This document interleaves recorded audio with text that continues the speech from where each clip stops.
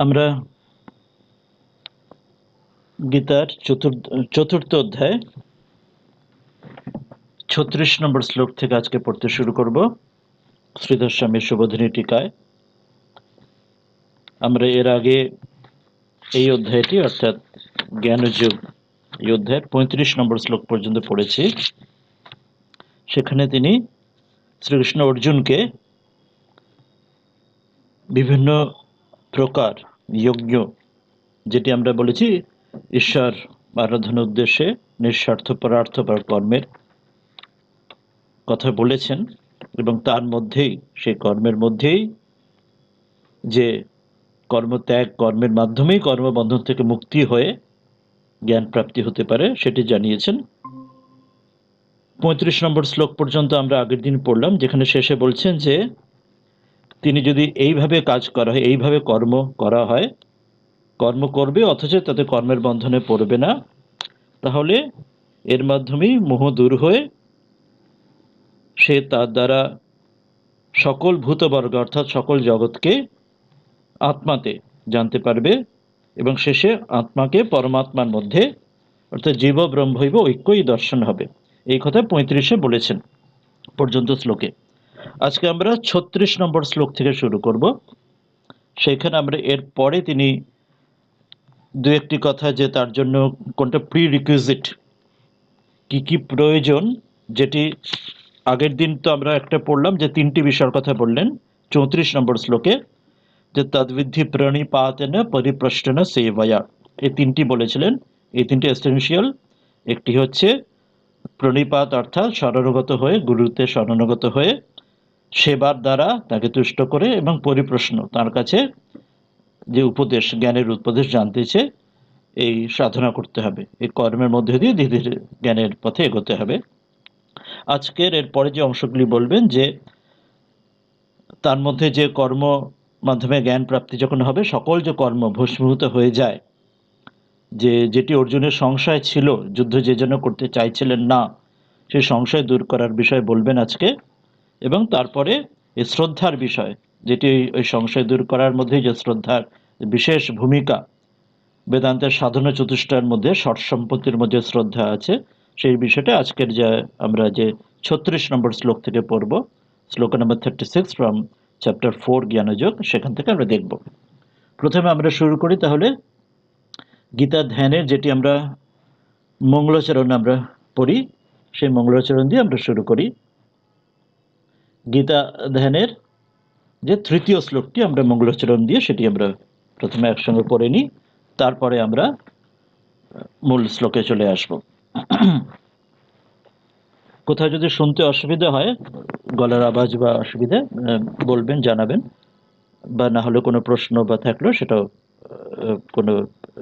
Message বা হাত উঠিয়ে বলতে পারেন বা মুখেও বলতে পারেন। প্রপন্ন পারিজাতায় তত্র বেত্রৈকপাণয়ে জ্ঞানমুদ্রায় কৃষ্ণায় গীতামৃত দুহে নমঃ। এটির অর্থ আমরা আগেও পড়ে নিয়েছিলাম, যে salutation to Krishna, the holder of the jnana mudra, granter of desires of those who take refuge in him, the milker of the Gita nectar, in whose hand is the cane for driving cows. শ্রীকৃষ্ণকে প্রণাম করা হচ্ছেন জ্ঞান মুদ্রার মাধ্যমে, যিনি জ্ঞান বিতরণ করছেন, যারা তার প্রতি শরণাগত হচ্ছেন, যিনি গীতারূপ অমৃত দিচ্ছেন, যার হাতে বেত্র যেটি রয়েছে, অর্থাৎ সেটি দুইভাবেই, যেটা রাখালদের যেমন হাতে গরুচরণে বেত থাকে সেই অর্থেও,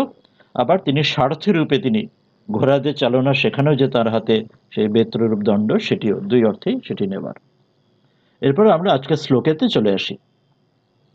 আমরা চতুর্থ ফোর্থ চ্যাপ্টারে শ্লোক নম্বর 36 থেকে শুরু করব। শ্লোকে বলছেন যে জ্ঞানরূপ নৌকা দ্বারা অতিশয় পাপীকে উদ্ধার, অর্থাৎ জ্ঞানরূপ নৌকার দ্বারা যে অত্যন্ত পাপী হলো, সেও যে এই কর্মবন্ধন থেকে মুক্ত হতে পারে, সেটি বলবেন 36 শ্লোকে। अपि चेदसि पापेभ्यः सर्वेभ्यः पापकृत्तमः सर्वं ज्ञानप्लवेनैव वृजिनं सन्तरिष्यसि। কি বলছেন না, अपि चेत असि पापेभ्यः सर्वेभ्यः पापकृत्तमः सर्वं ज्ञानप्लवेन एव वृजनं सन्तरिष्यसि। ये अर्थ না বলছেন যে চেত যদি, যদি কি না সর্বেভ্য সর্ব সকল সবাই সব কিছু কি না পাপেভ্য সমগ্র যত পাপ হতে পারে, পাপের থেকে যত কিছু পাপ হতে পারে সে তো অপি যদিও, যদিও যত কিছু পাপ যদি হয়ে থাকে তার থেকেও যদি পাপকৃত্যম হয়, অর্থাৎ আমরা যা কিছু চিন্তন করতে পারি তার থেকেও সব পাপের থেকেও অধিক পাপ, যেন যে এর মানে এত খারাপ অর্থাৎ যেন হতেই পারে না, এত নিকৃষ্ট যদি কেউ এরকম যদি হয়েও থাকে ওসি, যদি এমনও যদি কেউ হয়ে থাকে কোনো মানুষের মধ্যে সকল পাপের থেকেও বেশি পাপ মানে আর এর চেয়ে নিচে যেন নামতেই পারে এমন হলেও, তেমন মানুষ হলেও যদিও হয় তাহলে জ্ঞান প্লবেন, জ্ঞানরূপ প্লব মানে জ্ঞানরূপ নৌকা, যত পাপী হোক না কেন সকল পাপীর থেকেও খারাপ পাপী হলেও জ্ঞানরূপ নৌকার দ্বারা এব সর্বম, যে এব মানে নিঃসন্দেহে নিশ্চিত ভাবে কোনো ডাউট নেই কোনো সংশয় নেই, এর দ্বারা সর্বম সম্পূর্ণভাবে কি না বৃজিনাম, এই যে পাপরূপ যে সমুদ্র উদাহরণ দিচ্ছেন, যেন পাপরূপ সমুদ্রকে জ্ঞানরূপ নৌকার দ্বারা সন্তরিষ্যসি, সন্তরিষ্য মানে ওটা সেটা তারণ হয়ে যাবে, সেখান থেকে পেরিয়ে যেতে পারে। যত বড় সমুদ্রই হোক পাপরূপ যতই পাপ করে থাকুক জ্ঞানের রূপ যদি নৌকা গ্রহণ করে তাহলে সকল পাপের পারে মানুষ চলে যেতে পারে, শুদ্ধ পবিত্র হয়ে উঠতে পারে। যেটি পথটি কি বললেন, যেটি আগের শ্লোকগুলিতে পড়েছিলাম, যজ্ঞের মাধ্যমে। যজ্ঞ অর্থাৎ আমরা বলেছি ঈশ্বর আরাধনার্থক কর্ম বা নিঃস্বার্থ পরার্থপর কর্ম, যেটি আজকের যুগে শ্রীরামকৃষ্ণ স্বামীজি বলেছেন শিবজ্ঞানে জীবসেবা, সেই ভাবটি অর্থাৎ অপরের জন্য যে সেলফিশ ওয়ে ত্যাগ করে আনসেলফিশ ভাবে যা কিছু, যেখানে আমরা যে মানুষ যা কর্ম করছি সেটি ওইভাবে করলে সেই কর্মটি আমাদের কর্মবন্ধন না হয়ে আমাদের কর্ম ত্যাগ করে শেষে জ্ঞানে পৌঁছে দেবে। তো এরপরে আমরা আসি তার শ্রীধর স্বামী দেখি সুবোধিনী টিকাতে তিনি এখানে কি বলবেন সেটাতে আমরা এবার আসি।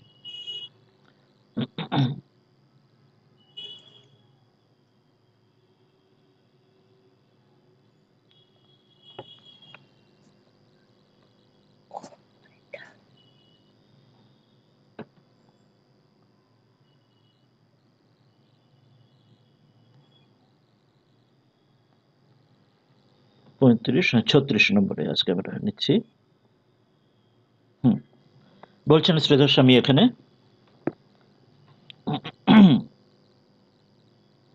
কিঞ্চ,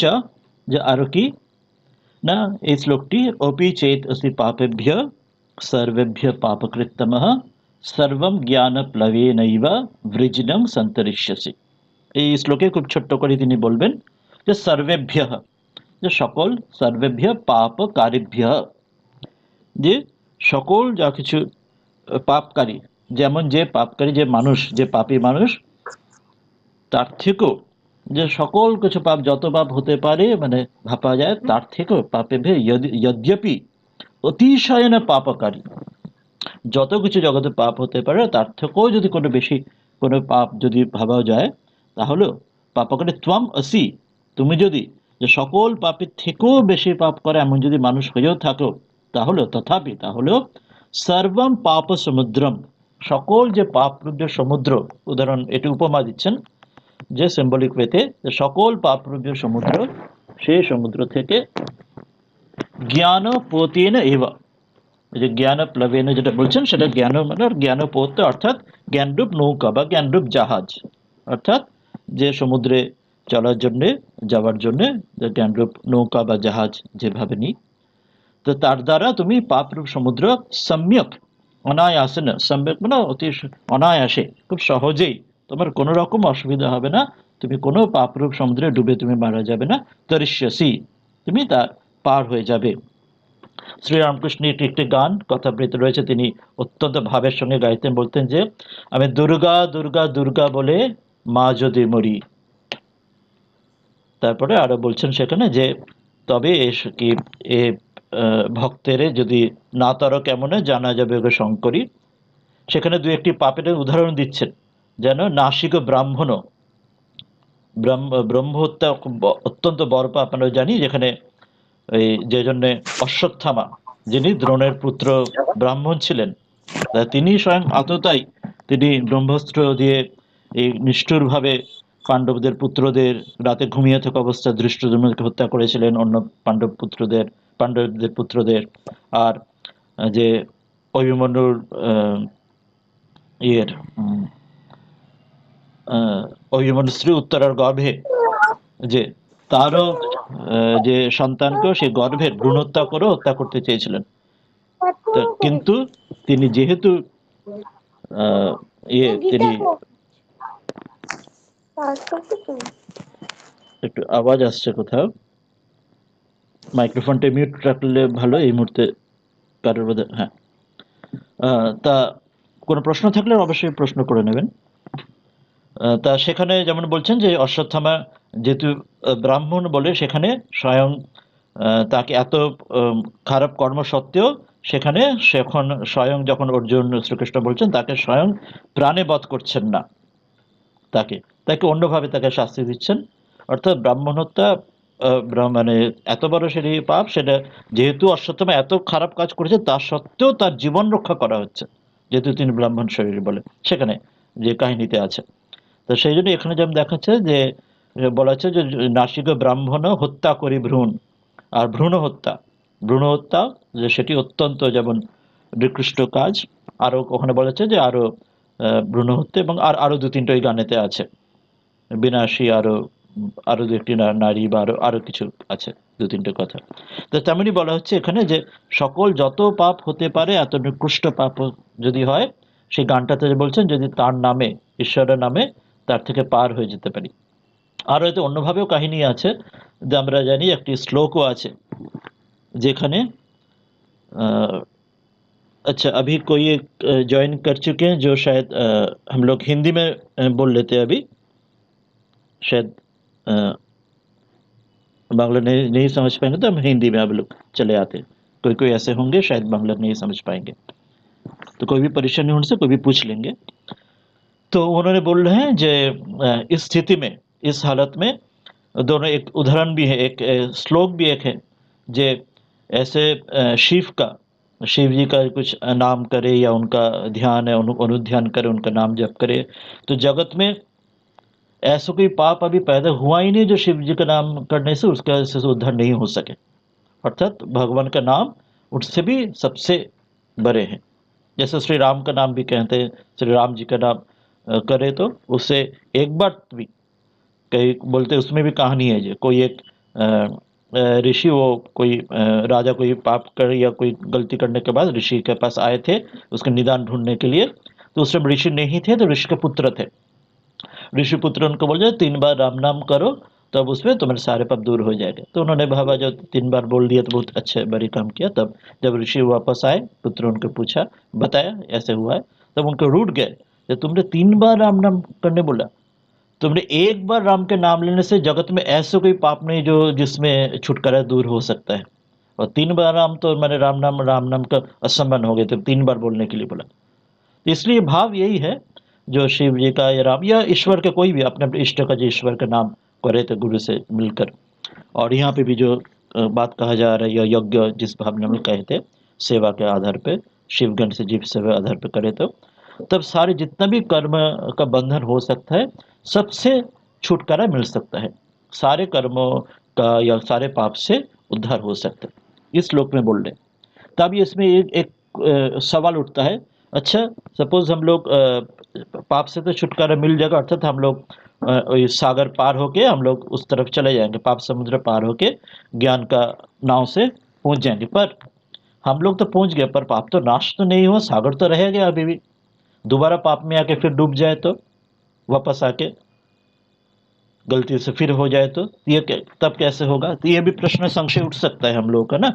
जो तो समुद्र तो तर गया, पर समुद्र तो रहेगी अब पाप का समुद्र। सपोज दोबारा हम लोग पाप में डूब जाए, तो ये यही बात दूसरे श्लोक में, नेक्स्ट श्लोक में श्री कृष्ण भगवान श्री भगवान अर्जुन को पहले से वो सवाल उठने से पहले उसका भी बोल दे रहे, नहीं वो भी नहीं होगा, तुम जब उसका पार चले जाओगे तो समग्र पाप नष्ट भी हो जाएगा, वो दोबारा तुम्हें डुबाना नहीं सकता है। तो अभी बताएंगे अगले श्लोक में, श्लोक नंबर 37 में बोलेंगे। क्या बोल रहे उसमें, मूल श्लोक पढ़ लेते हैं। बता रहे ज्ञान को अग्नि की भांति कर्मों का भस्म करने वाला, जो उसका जो स्थिति बतलाना वो बताएंगे। ज्ञान सिर्फ नाव भी नहीं है, नाव जैसे वो पाप का समुद्र तैर तो लेता है, पर ज्ञान का और भी काम और भी उसका उसमें भाव है। क्या भाव है? वो आग जैसे भी होता है, आग जैसे दूसरों को भस्मीभूत करते थे। ज्ञान से पार भी नहीं लगा, नाव नहीं लगाता है, वो भस्मीभूत भी कर देते हैं सारे पाप को, तो दोबारा वो पाप और हम लोगों को डुबा नहीं पाएंगे। तो कह रहे इस श्लोक नंबर 37 में, यथैधांसि समिद्धोऽग्निर् भस्मसात् कुरुतेऽर्जुन ज्ञानाग्निः सर्वकर्माणि भस्मसात् कुरुते ततः। कह रहे यथा एधांसि समिद्धः अग्निः भस्मसात् कुरुते अर्जुन ज्ञानाग्निः सर्वकर्माणि भस्मसात् कुरुते तथा। क्या अर्थ है? कह रहे कि अर्जुन, हे अर्जुन, यथा जैसे, जैसे क्या ना, जैसे समिद्ध, समिद्ध जो जल रहे, प्रज्वलित अग्नि ही, जैसे आग जब जल रहे तब, एधांसी भस्मसात, आग जब जलाते हैं तब आग जिसमें जो भी आग में डालेंगे हम लोग, लकड़ी डालेंगे, जो भी उसमें आग में पड़ेगा वो सब कुछ वो आग भस्मीभूत करके सिर्फ भस्म ही बचा रहेगा, सब कुछ भी वो पहले जैसा स्थिति में नहीं रहेगा, आग सब कुछ जाल के खाक कर देता है। तो वैसे ही कुरुते करते हैं, तथा वैसे भी ज्ञानाग्नि ही, ज्ञान रूप जो आग है, पिछले श्लोक में ज्ञान रूप नाव बताया, ज्ञान रूप नाव से पाप रूप समुद्र तैर लोगे। अभी दूसरा उदाहरण दे रहे इस श्लोक में, जो ज्ञान रूप आग से सर्व कर्माणी, समग्र कर्मों को, या कर्मों का जो बंधन, पाप रूप जो बंधन, पाप पुण्य, सारे पुण्य भी एक तरफ से बंधन है, क्योंकि तब हम लोग स्वर्ग या नरक किसी तरफ जा रहे, पर जन्म मृत्यु के बंधन से छुटकारा नहीं पा रहे, पर सारे कर्मों का जो बंधन ज्ञानाग्नि, ज्ञान रूप आग भस्मसात कुरुते, भस्मसात उसका जला देते हैं, तो कुछ भी सिर्फ राख रह जाता है, कुछ भी नहीं रहता है उस कर्म का। तो ये बात अगले श्लोक में, श्लोक नंबर 37 में श्रीधर स्वामी कह रहे, क्या बोल रहे, समुद्रवस्थित स्य एव, बोलते समुद्र, समुद्र में अवस्थित जब रहेगा पापस्य अतिलंघन मात्रम, जब समुद्र में जब नाव से हम लोग, ज्ञान रूप नाव से जब पाप समुद्र तैर लेते हैं, तैर तो लेते हैं, दूसरी तरफ पहुंच जाते हैं हम लोग, तो बच गया, पर समुद्र का तो जो सिर्फ उल्लंघन मात्र हो रहे, न तो पाप से नाशयति, पर समुद्र तो जैसे तैसे ही रहेगा, पाप तो वैसे ही रहेगा, जो पिछले वाले श्लोक का जो बात कह रहे। तो ऐसे इति भ्रांति दृष्टांतेन वारय नाह, इसलिए श्री भगवान अर्जुन को ऐसे जो भ्रांति, ऐसे हम लोग संशय हो सकता है, हम लोग तो नाव से तैर तो गया, पर पाप रूप समुद्र तो रह गया, उसमें तो पाप तो नाश नहीं हुआ, इसलिए वो जो भ्रांति, गलती हम लोग को चिंतन में हो सकता है, दूसरे दृष्टांत से वारायण उसका वारण कर रहे हैं, या उसका हम लोग गलती सुधार दे रहे हैं। श्लोक नंबर 37 में बोल रहे जे, यथैधांसी समिद्धोग्निर भस्मसात कुरुतेर्जुन ज्ञानाग्नि सर्वकर्माणि भस्मसात कुरुते तथा। तथा जो हम लोग कभी पढ़ा, कह रहे एधांसी, एधांसी माने अर्थात जो आग में जैसे जलाने के लिए जो भी हम लोग उसमें ईंधन देते हैं, हम लोग जैसे काठ लकड़ी डालते हैं, तो एधांसी काष्ठानी उदाहरण दे रहे, जैसे लकड़ी उसमें प्रदीप्त अग्नि यथा, जैसे आग में हम लोग लकड़ी डालेंगे तो लकड़ी से आग तो जलेगा, पर साथ साथ आग वो काठ को भी खत्म कर देंगे, उसको पूरा राख कर देंगे, काठ और लकड़ी बचा नहीं रहेगा, वो भी प्रदीप्त प्रज्वलित अग्नि में यथा भस्मीभावं नयति, आग उसको राख करके एकदम से एशेस पड़ा रहता है, भस्मीभूत उसमें भस्म पड़ा रहता है। तथा वैसे ही आत्मज्ञान रूप अग्नि ही, कह रहे आत्मज्ञान, जब आत्मज्ञान, जो ईश्वर उपलब्धि, ब्रह्म ज्ञान, आत्मज्ञान जब हो रहे, तब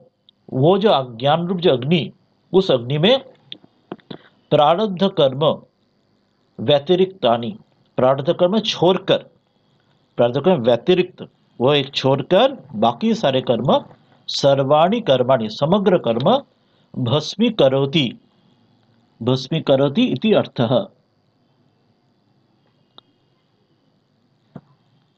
स्क्रीन में शायद नहीं आ रहा है, हाँ अभी आ गया वापस, शायद नेटवर्क का कुछ कमी होगा, शायद उधर अभी दिखाई दे रहा है, बीच में नहीं दिखाई दे रहा था, फिर दोबारा हो रहा है, नेटवर्क स्लो होंगे, पर कम से कम सुनाई दे रहा है, शायद सुनाई नहीं देने से बताएंगे जरूर।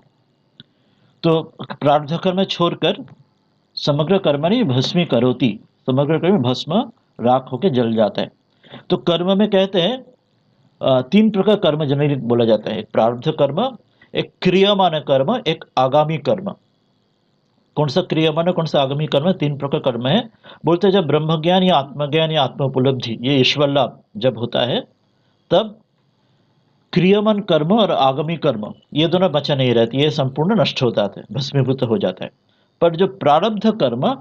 वो भस्मीभूत नहीं होता है, वह रह जाता है। वो जब तक न शरीर, जब तक न छूटता है, जीवन मुक्त स्थित प्रज्ञ महापुरुष का जब तक शरीर नहीं छूटता है, तब तक प्रारब्ध कर्म रहता है, बाकी दो कर्म भस्मीभूत होता है। पर यह बात भी जो कहा गया है, ये भी अज्ञानी के दृष्टि से, अर्थात जो देख रहे साधना, जब मनुष्य की दृष्टि से, जो स्वयं जो जीवन मुक्त महापुरुष, उनका अपना दृष्टि से प्रारब्ध कर्म भी नहीं है, ये दूसरे जो देख रहे उनको लग रहे, उनको तरफ से एक व्याख्या दिया जा रहा है, उनको लग रहा है जो अभी उनको तो क्योंकि एक जीवन मुक्त महापुरुष को हम लोग देखते हैं, उनका तबीयत खराब हो रहा है, उनका जीवन में कष्ट हो रहा है, कभी जैसे श्री रमन महर्षि का कैंसर हम लोग देखा, श्री रामकृष्ण अवतार पुरुष उनका भी कैंसर देखा, या और भी कोई भी महापुरुष में स्वामी जी को उनका बीमारी हो रहा है, श्रीमान शारदेवी, और भी कोई भी हम लोग सिद्ध पुरुष देखे तो कभी कष्ट उनका, कभी कभी शारीरिक कष्ट हो सकता है, कुछ ना कुछ हो ही सकता है। श्री रामचंद्र जीवन में अवतार में तो देखते ही हैं, और साधारण कोई भी सिद्ध पुरुष में भी देखते हैं। तो इसलिए साधारण मनुष्य का यह प्रश्न उठ सकता है, जो तब ये भी जब इनको दुख भोग करना पड़ रहा है